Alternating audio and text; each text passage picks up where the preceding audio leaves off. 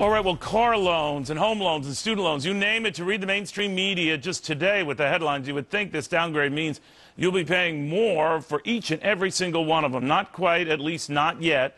Dan Mitchell with the Cato Institute here to explain. Hasn't materialized. They say just you wait, Dan. You say maybe not. Explain. Well, we have a lot of money in the world that needs some place to go, and so long as investors think they have some reasonable chance of getting paid back, they'll be happy to lend you money, and they won't actually demand much interest from you. They simply want to, as your previous guest indicated, they want to preserve capital. What investors don't want to do, though, is they don't want to lend money to Italy and Spain and countries like that unless they're pretty sure that the Germans or the IMF or some other hapless taxpayer is backing it up.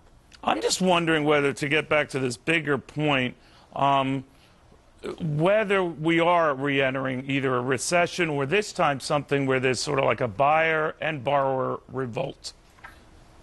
Well, we do have two problems. We have a big long-term debt and deficit problem caused by all the overspending in Washington that began under Bush, so I'm not just going after Obama. Sure. And then we also have a problem of very sluggish, weak growth. We have not had the historical bounce back you normally get after a recession. But I think these two problems are related. The economy is weak because of all the overspending. When government spends money, it's diverting resources from the productive sector of the economy. They don't see it that way. In fact, nothing has changed their posture. To hear the president today, leading Democrats today, Republicans also going back and pointing fingers today, nothing has changed, even with the scariness of seeing a pristine credit rating go down.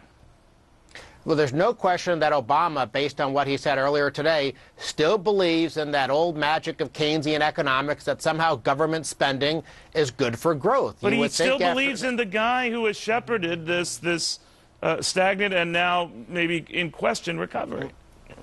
I assume you were talking about Geithner there, yes. But Geithner is just a staffer, and I'm sure he's giving Obama bad advice, but Obama only put Geithner in that position because he believes those silly things as well. And if you get rid of Geithner and bring in some other Keynesian who's just been rattling around the revolving door of Washington and Wall Street, you're going to get the same bad advice. You're right. Real quickly, Keynesians simply believe you just spend like a drunken sailor and you'll be just fine. I'm paraphrasing.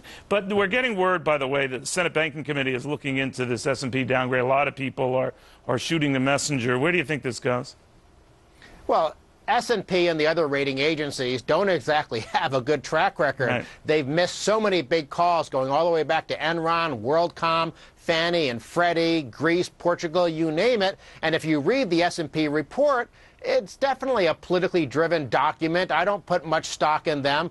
I think the Wall Street Journal editorial this morning said it very well. The credit rating agencies don't really have much credibility, but they happen to be right that America's long-term fiscal problems are really severe, not necessarily because of the debt and deficit, because of that giant $100 trillion unfunded liability of the entitlement programs, and that's what Obama refuses to deal with. Bingo, bingo.